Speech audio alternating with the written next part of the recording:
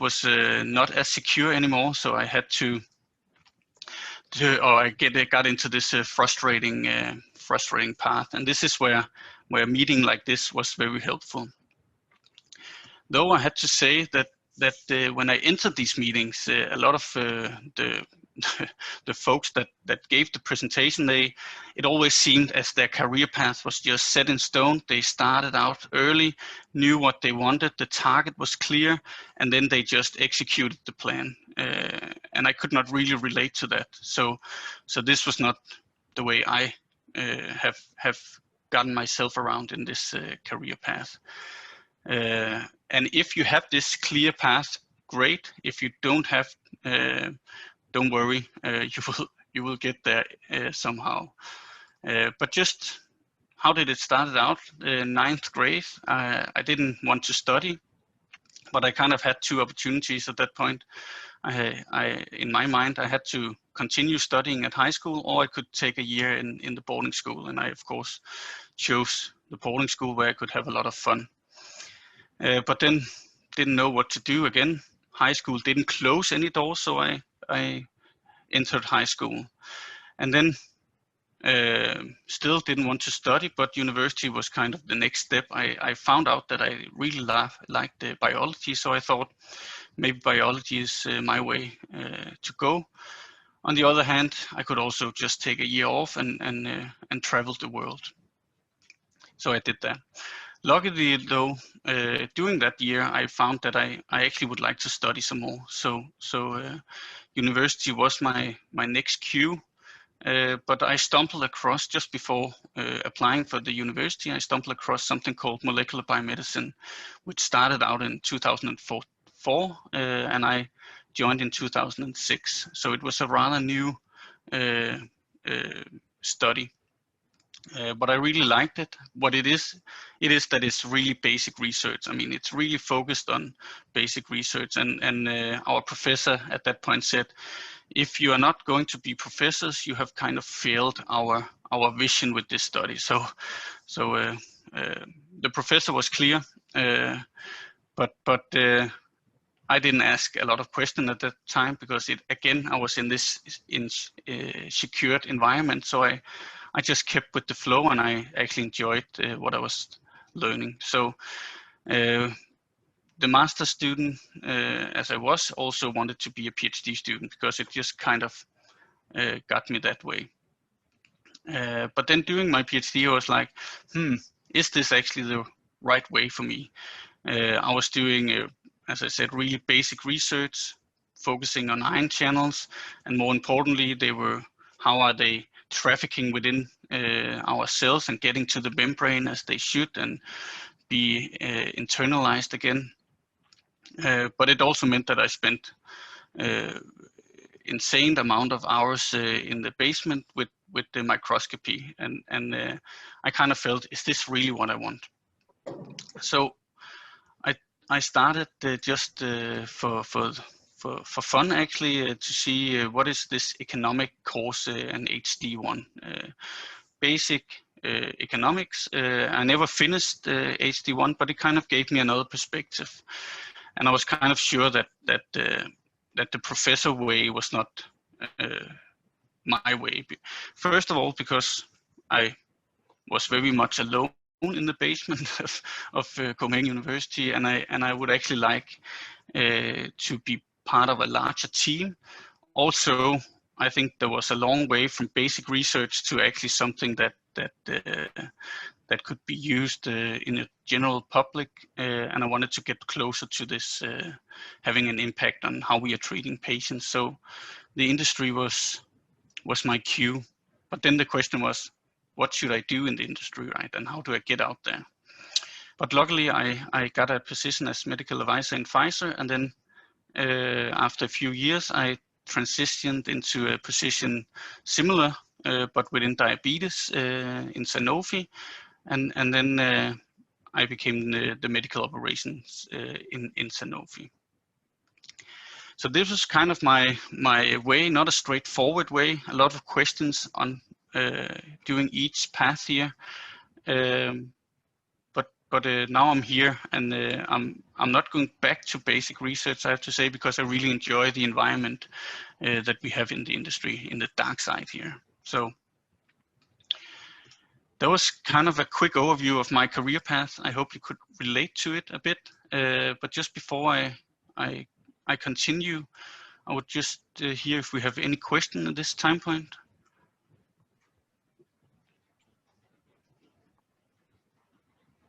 If not, then maybe we should. I just want a little bit more information. Or did we get a question? Yes. Yes, there is a question from Elisa. How close was the expertise of your PhD to your first industry job? Very good question, actually, and I have to say it was not related, almost not related at all.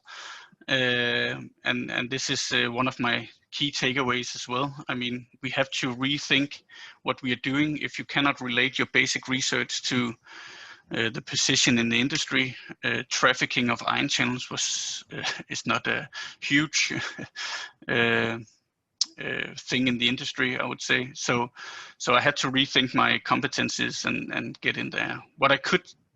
The only thing I could relate to is I started out in the cardiovascular field, and I did a little bit of atrial fibrillation studies during my PhD. So that was the closest that I got to something in the industry. But what you can use is all your knowledge that you get as project managers. Your way of communicating difficult stuff is very much needed in the industry, and how you communicate is very essential. So we will get back to. I have a list of how we can rewrite our competences a bit so it fits with the industry, if there's not a direct link to the job that you are looking for. Yes, and should I launch the poll?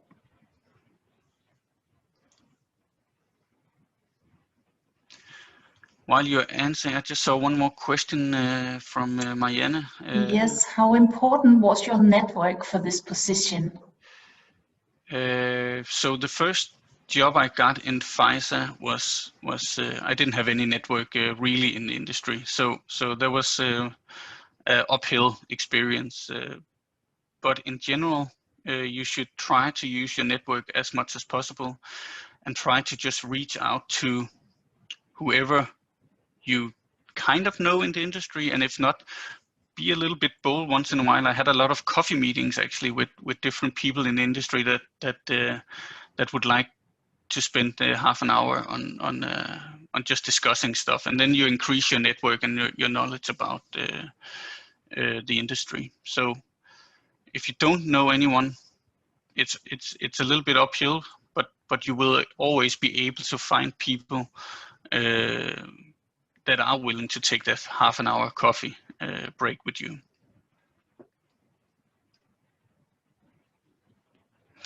So, all right. So I see that we most want to how to get from academia to the industry and explore opportunities in the industry. This will be well covered. I see you have probably the same path as me. You are exploring what to do after your PhD, which is a postdoc position. And actually, this is I actually hadn't heard about Sanofi prior to this webinar. So, or to when I got the position in Sanofi, which was so. All right, I will then go quickly over who we are, just to enlighten you a little bit on some up-to-date things on Sanofi, but I will not spend too much time on it. So Sanofi is, as all large companies, we are the 7th largest pharmaceutical company in the world, if you look at revenues. And we are, as everyone in the in the industry is probably saying either we are patient-centered or we have patient in focus when we do our stuff. So this is what is driving us, is of course that we want to do a better job for the patients with multiple or different diseases. Sanofi is scattered out over the world, more than 100 countries, and we have over 100,000 employees, which makes it a huge company. And this is also why these huge companies are usually called matrix companies, because we are built in different matrices. I have only been in huge companies, and in these matrix companies, it does make things a little bit more stiff in a way, because when you need to have something approved, there's multiple layers. You have a lot of operation procedures that you need to go through. But on the other hand, it also gives you a more secure environment, and you can actually get a lot of things done if you get these approval that not necessarily is what is called on the benefit of your daily work, but something that you are interested in, which is what I like. Sanofi is built up in 3 business units. We have specialty care, where we have our rare diseases. We have oncology, multiple or neurological diseases, and then we have the general medicines business unit, where I'm from, where we have diabetes and cardiovascular, and then all our established products, which are off patent. And then we have a huge vaccine business unit as well. And just last year, we kind of made our consumer healthcare as a standalone business unit, because it didn't really fit into these prescription medicines. I just want to highlight that Sanofi is doing a lot of internal research and development, and we are spending around 6 billion euros a year in investing in new medicine and new healthcare solutions. So it's a huge R&D that Sanofi has. Also, Sanofi is also very much looking to take care of the society in general. So we have this what is called the corporate social responsibility program, where we really look at how can we make a sustainable future, how can we improve healthcare overall, but also how can we engage in our local communities. And this is where I said, because we are a huge company, if you have local interest to do stuff, there is room for that as well. And then I'm not sure whether you have heard a lot about it, but Sanofi is also one of the big players in fighting our current situation with the coronavirus. So again, a little bit break for questions at this stage.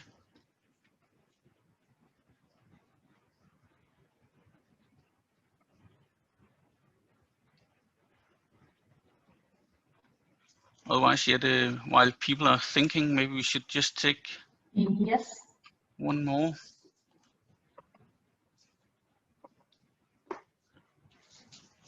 Poll, if I... Yes, it should be on the screen now.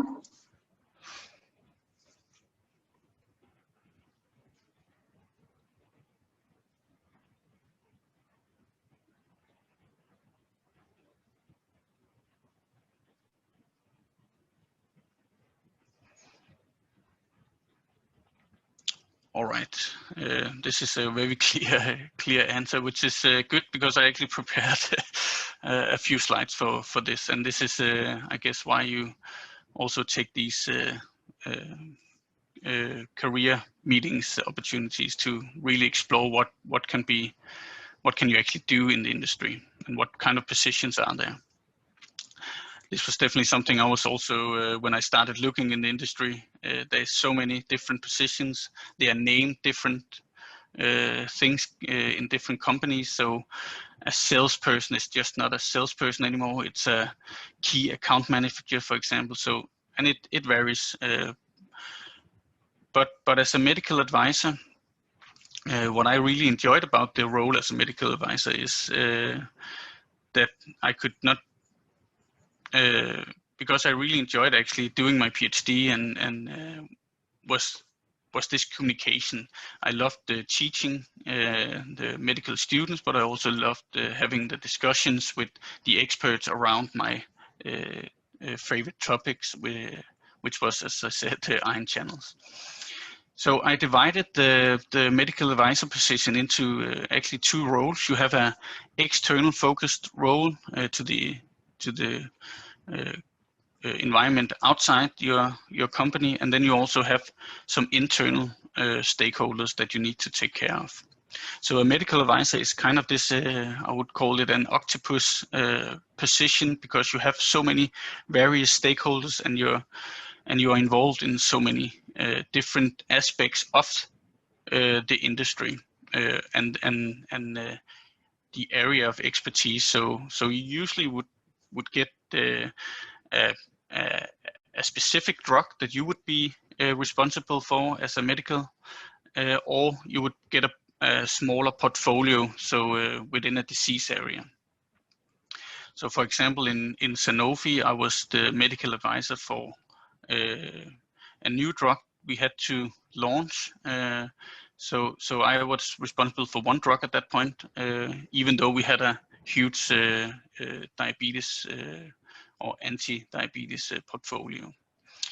So one of the most important roles you have as a medical advisor for the external environment is this KOL management. And KOL stands for Key Opinion Leaders, which are usually the experts in your country within your field of expertise. So they are the one that you need to, and when I say manage, is of course that you need to build up a good relationship with them. Because they will give you input, but you are also able to give them input to how your products are working, but also how are the whole therapy or the treatment within your therapy carried out. So they push you in a direction and you can push them in a direction, but it's a mutual collaboration. Then you also have a lot of projects mainly together with these KOLs, and that could be a research project. In general, it could be clinical trials that you are running and you need to take care of, but it could also be what is in different companies, it's called differently, but either you have investigator-initiated research, so people like you would send me a proposal in Sanofi saying, I would really love to study this. Here is my protocol. Would you like to fund that? That is one way. And then you also have the other way where we can contact you and say, we would really like to conduct this study. Would you be interested in joining? This is what I also really enjoyed, because this is kind of the way you are doing right now. You're doing research, you know how to do these projects. Then you have advisory boards, which is where you invite your key opinion leaders. You need some advice from them, but you do it in a formal way. You don't go out and talk to each and every one of them. You take a selected group that you know would bring you the insights and knowledge that you are aiming for. Then you of course have general symposia where you are speaking about your product or the portfolio, but this is more like a lecture. Then you're also very much involved in the strategy, how to get your drug approved in each country and how to get it more specifically on the market. You're doing that with your, of course, your internal colleagues, but you are the medical responsible person for that. These are the most important external jobs that you have. Then internally, you are responsible for training your colleagues, especially in sales and marketing colleagues, in how does the drug work, and how can we use the drug, but also to bring them the knowledge that they cannot, for example, go out and claim that you can cure the world with this drug if it's not within the research, or the research cannot support that claim. So you need to really train your colleagues, because if you let a marketeer go crazy with the results, it can it can actually bring some very interesting claims, I would say. So you really need to keep them in within the boundaries of what you can actually claim.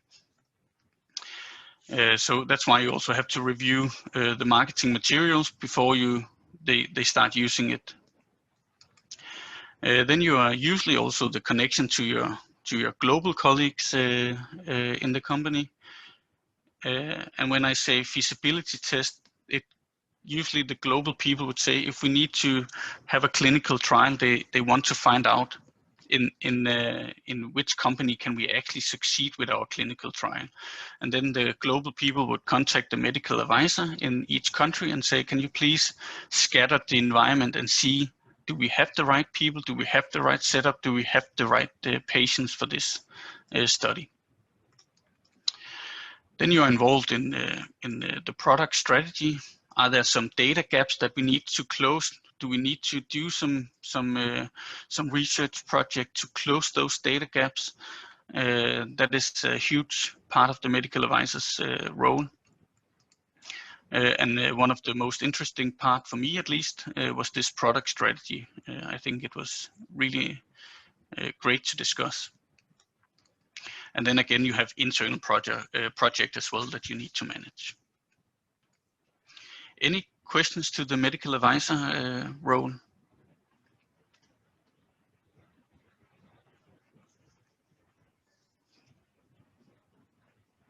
Remember, you can also just post your question live. If you prefer that, then just write your name in the chat.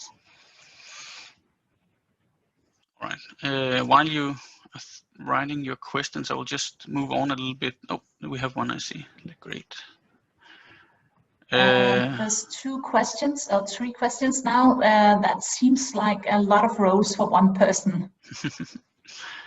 Yes, it is. I mean, as I said, the medical advisor is really kind of this octopus, because you have all these responsibilities. Of course, it varies whether when are these different tasks important to you to do. Is varies also where in the life cycle are your products. So are we in the early stage where we need to kind of, it has not been approved yet, but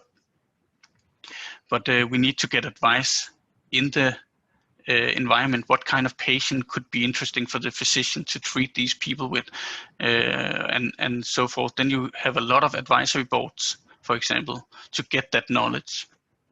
And then later on, you might, when the product is established, then you might start looking at, can we do projects to kind of increase the number of patients that can be benefiting from this drug.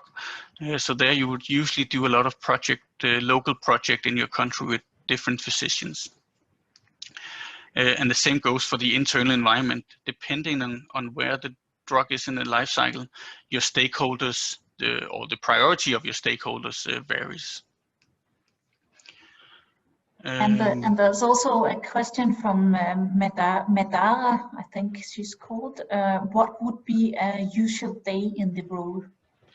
Yeah, so as I said to Jette before the meeting, actually, I would have a really difficult time to answer that question, because a usual day is very much depending on, again, what is the requirement from global, what is the requirement for our external environment. So I cannot put a typical day off. It varies very much from day to day. Sometimes you will get a feasibility test, for example, request, and then you have a week to fulfill that, because global are always pushing to to get the knowledge, right? So it really varies from day to day. So sorry, I cannot really go into to a usual day here, which I also think is the good thing about being a medical advisor. And Sine is asking, how is your time divided between the roles? So Sine, do you mean between my task as a medical advisor, or? You're welcome to unmute yourself, Sine, if you'd like to elaborate.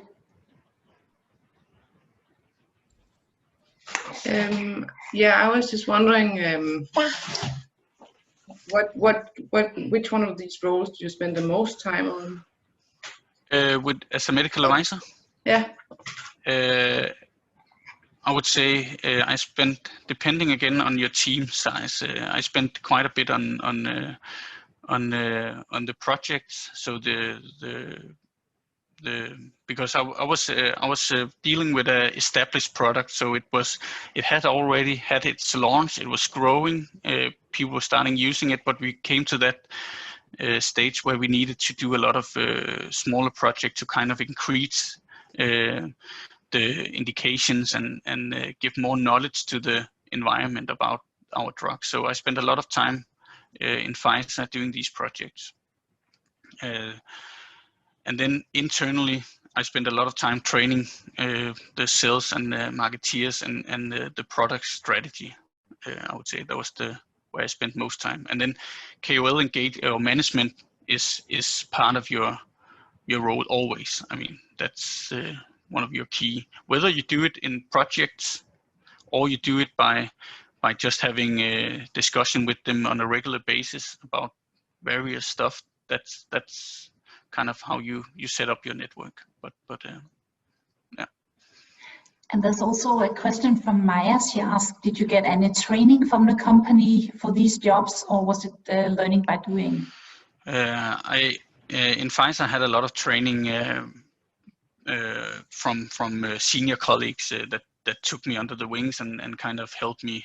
Because one of the things as a medical advisor, it takes a long time to become a key player as a medical advisor, because you need to build up your external stakeholder environment or your network. So you need to, you actually need a lot of time to just go out and say, hey, my name is Jens Peter, I'm from Pfizer or Sanofi, blah, blah, blah, and kind of get, build that trust with your stakeholders. So that's something that you need to find your own way of doing. You can rely on your senior colleagues to introduce you, but then you actually need to learn it yourself. But they do teach you what is good way of networking, and they do teach you a lot about the market and the therapies, and I mean, so you're not left in the dark. Okay, and Camilla is asking, is having a PhD enough to land a medical advisor position today, or do you need more expertise? Really good question as well. So one of the a PhD is definitely enough. It qualifies you.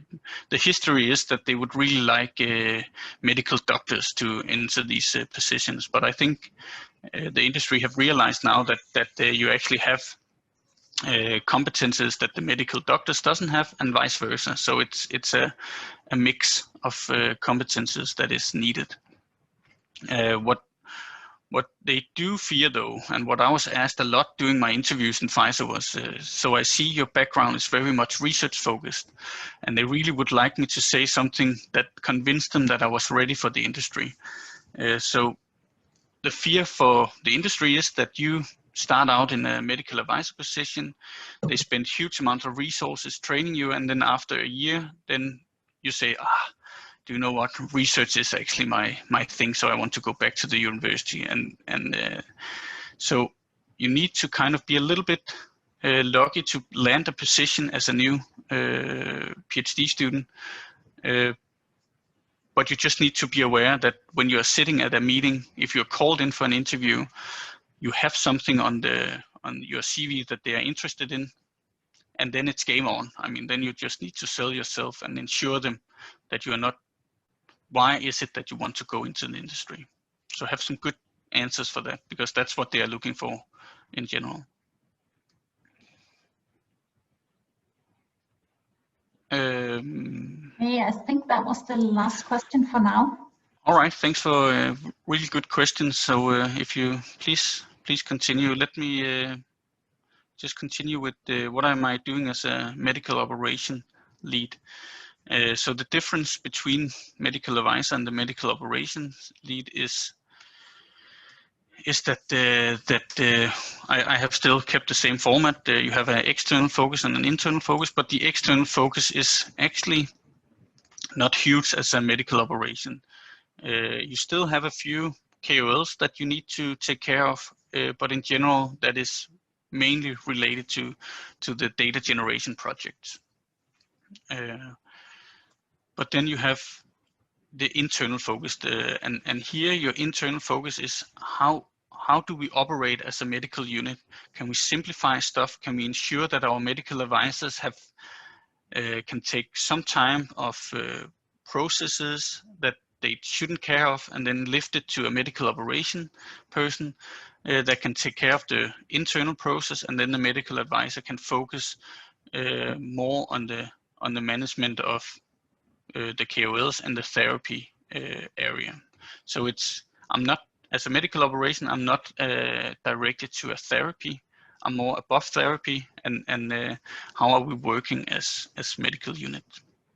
So I assist the therapeutic area leads who usually have a bunch of medical advisors, managing a bunch of medical advisors. Then I ensure that what we are doing is also creating value. So I track our performance in a sense that we are not spending time on stupid stuff that doesn't create any value for anyone. So again, I'm simplifying processes and way of working.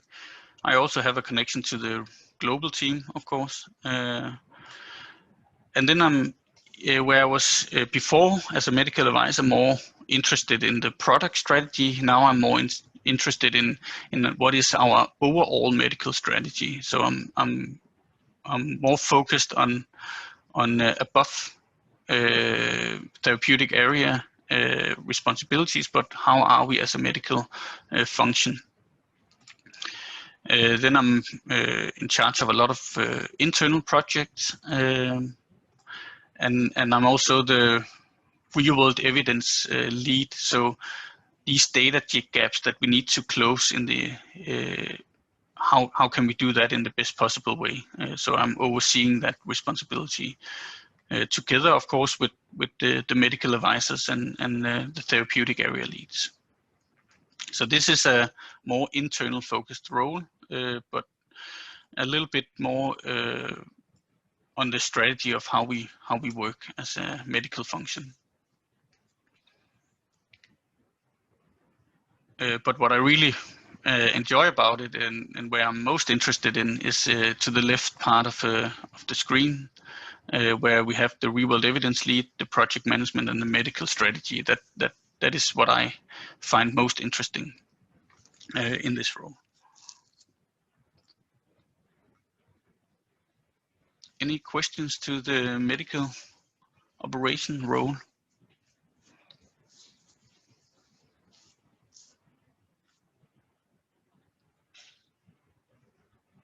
Nope. All right. Then I just want to kind of end here. I saw a lot of you had the questions. How do we get from academia into the industry? And some of your questions was also related to this. So some of the advice that I can give, at least, and what I found during my time where I did the transition was that you really need to be open-minded. There's so many positions out there that could be interesting. When you get into them, it's really difficult to describe the position in a job post.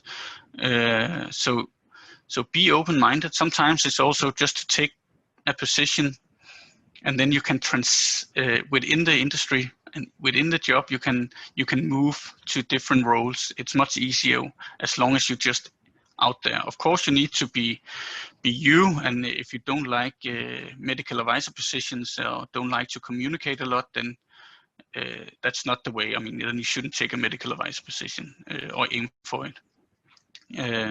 But try to be a little bit open-minded, and you can always transversely in the company. What do I mean about be bold? For example, I applied for a senior medical advisor position in Pfizer and got the position where they just degraded the position a bit to be called a medical advisor. So don't be too afraid about all the requirements they post in a job post. They have that is just the ideal candidate, but they will never reach all the requirements. They will never find a candidate that is in that sense ideal. So apply, even though you think you are not, you don't have the right competences. You would be surprised that sometimes you actually do have that.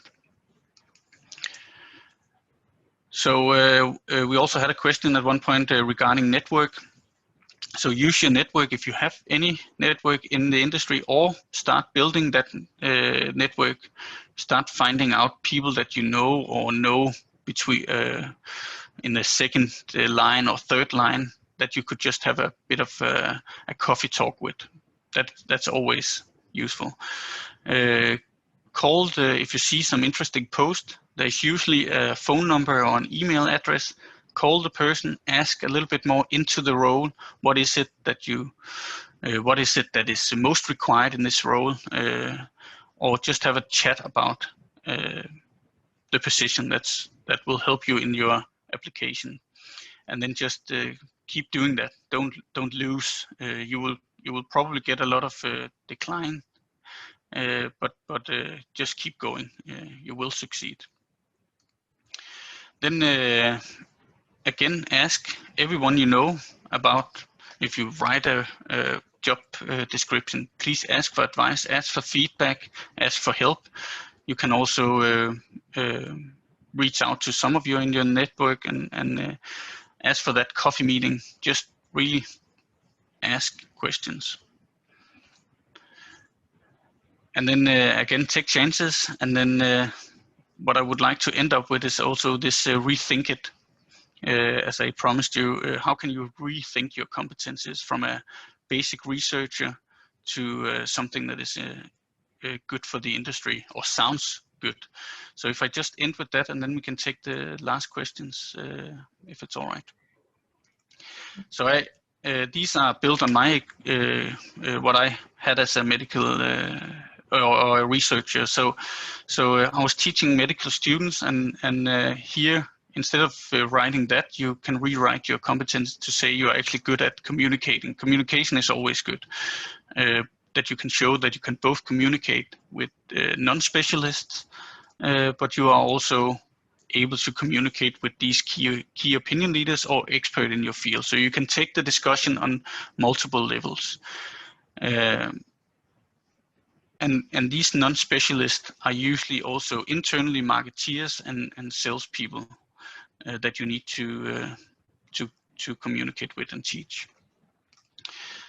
Then just by graduating as a PhD student, you know how to run projects, you know how to run the research project especially, and you know how to deliver, because you cannot get your degree without actually delivering anything, right? So you actually are, what a good buzzword is, result oriented, because you are always aiming to get those results so you can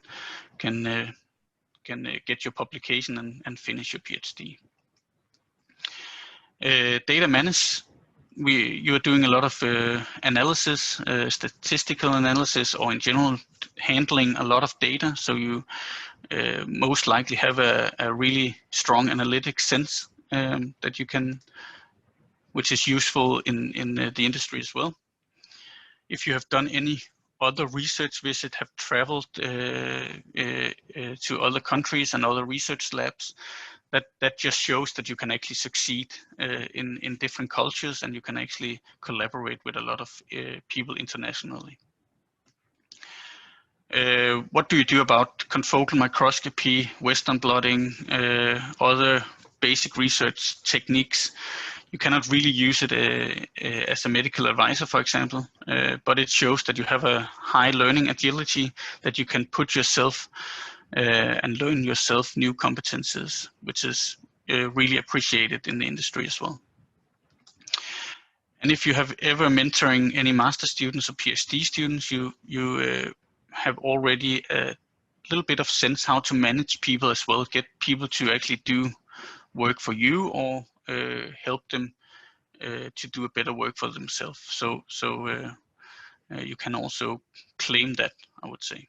And this is in general good. Indirect management is, or leadership as is a buzzword in the industry, is always good to show that you are able to get people to actually do work for you, because you need that competences no matter what position you get in the industry. So that was what I had for you guys, planned for you, and let's just see. I saw we had a few questions here. Thank you very much. That was a really great presentation you made. There is a question from Elisa. She's asking, how many international colleagues do you have who do not speak Danish but work in Denmark? What advice would you give to not native people applying for jobs in a foreign country?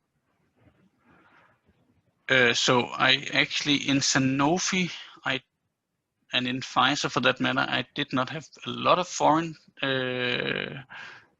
colleagues. They were mostly, Pfizer a little bit more, but actually mostly we have Danish colleagues here. You should just know that Pfizer and Sanofi is not huge in Denmark. They are both around 120, 40 colleagues. So we don't have a big workforce in Denmark, but it should not stop you if you do not speak Danish. I know that they will probably prefer a lot of time that you do speak Danish, but if you are able to show that you have all the other competencies, and then language is not a barrier as such. You just need to elaborate that and one of your arguments should be that if it's a medical advisor, everybody understands English, right? And research English is the native language, right? So don't be afraid of that. It might be a barrier, but you need to talk yourself out of that barrier. And then there's a question from Marie. She asks, your current job appears to be more project management, which can also be fun. Do you miss basic research? Completely agree. Good question. And yes, it is very much project management focused. What I do miss about research as such is of course the novelty that you discover something new that nobody else have discovered. But you also do that in a larger perspective, or in another perspective, not a larger, but in another perspective. When we do these, as I said, I'm really much loving the research part of my job, that we are conducting a lot of studies where we try to find new information about how to treat patients and how our drug works.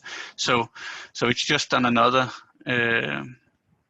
it's not basic research, it's more into the clinical trial, right? So I do not per se miss basic research, all the work that you had to do to get the results. And as I said in the beginning, I would rather get closer to the patients. That was more motivating for me.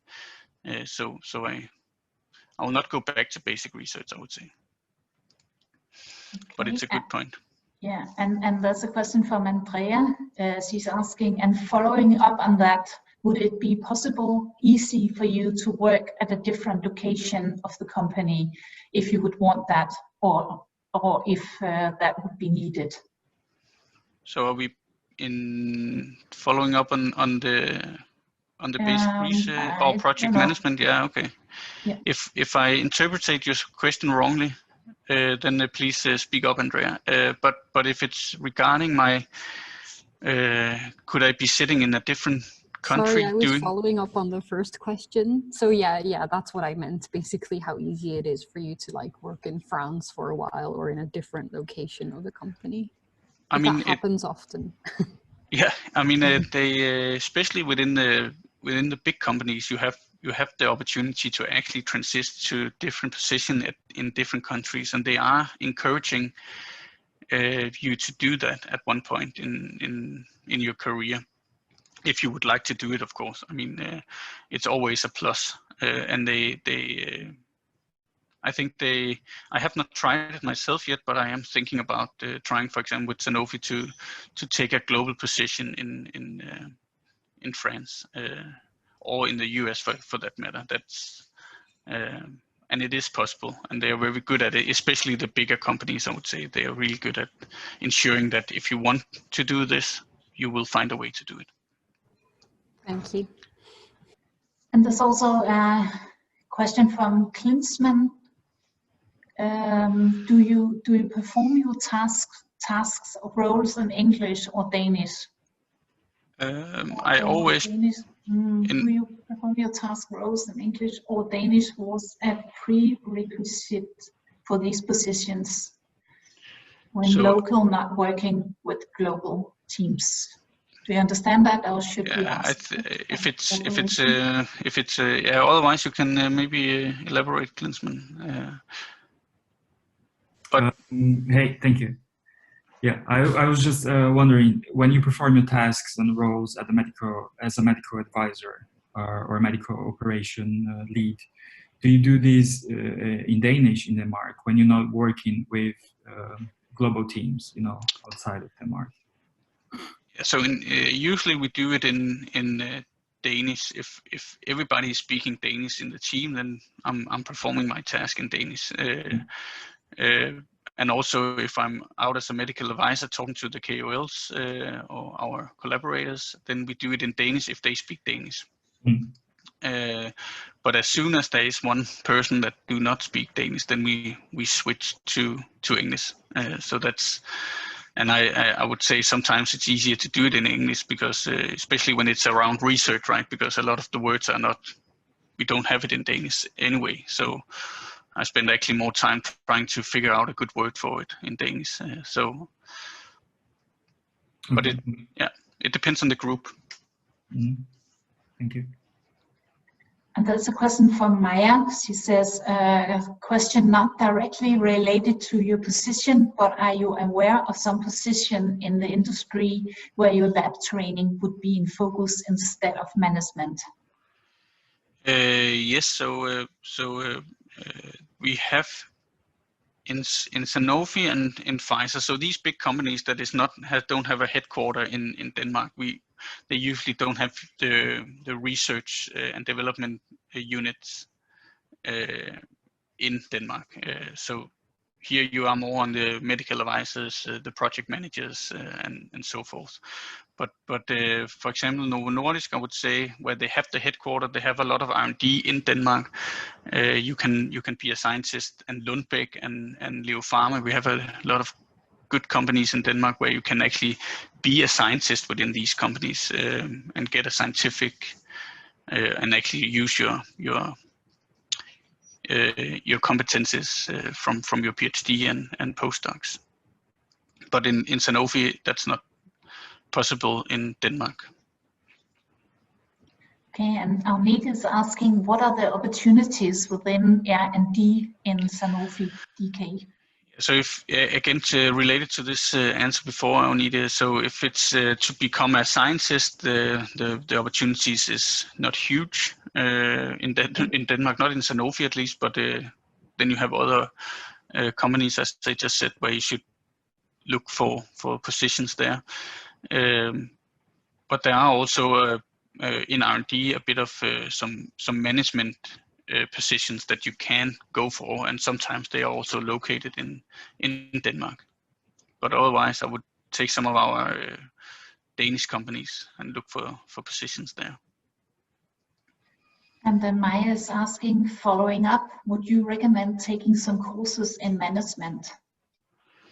Yes, management in general. So for example, project management, I took a PhD course there just because I could then, either I had the PhD, right? I could say I know how to do project management I did myself, but I also had a course that could kind of support saying I also know a bit of techniques how to do project management.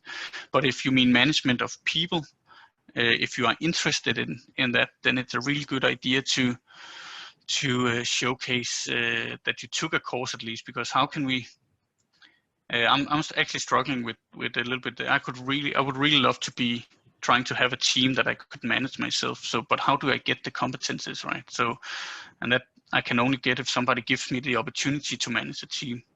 But so I have just taken a few leadership courses or management courses to kind of start building the trust that I would be the right person to take a leadership position at one point, having direct management responsibilities. So whatever you can kind of showcase that you are interested in by taking courses, you should do it. I would say don't take too many. I mean, it's enough to have one or two just to show, because you need the experience. And Katarina is asking, do you know any bioinformaticians? Yes. I don't know if it's right pronounced in your field. I understand. So how do they fit in the picture?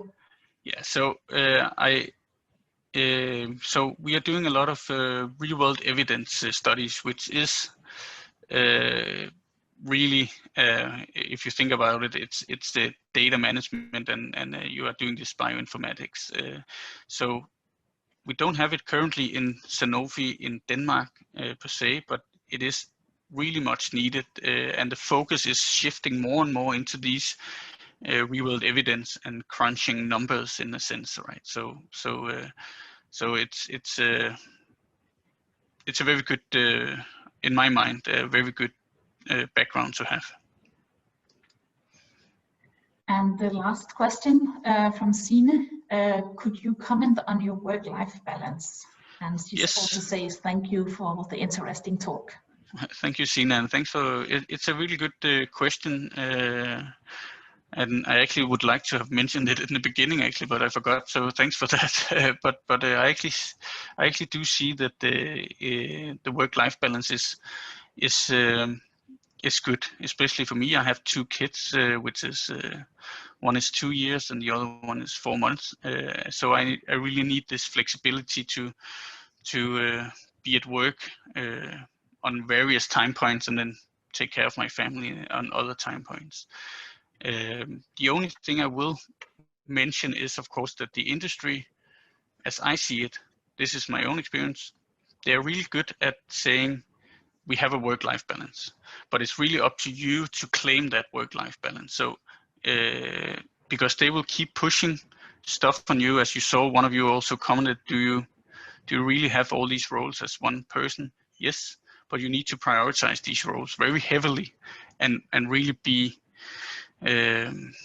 explicit in saying this is my priority and that's why I don't do this, because I also have to take care of my family, or how you see it, because that's where I think sometimes the industry miss out a bit, is that they don't take necessarily it up front. They don't come and ask you how are you feeling unless your manager is really good. So it's really up to you to claim that work-life balance. But if you do so, they are very much supportive of it. So yeah, claim that. Say stop when enough is enough, and you are heard. That's my that's how I have seen it, at least in those 5 years I've been in the industry. Yeah, thank you so much.